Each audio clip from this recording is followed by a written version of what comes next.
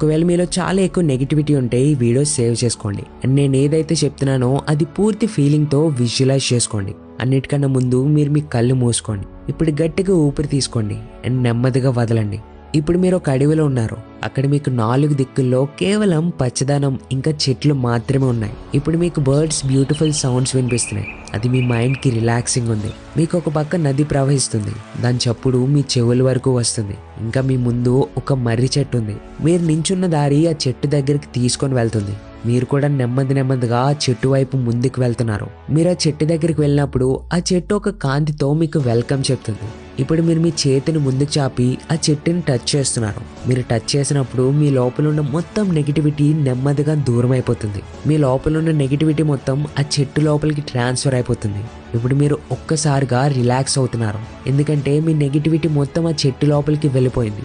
ఇప్పుడు గట్టిగా ఒకసారి గాలి పీల్చుకోండి.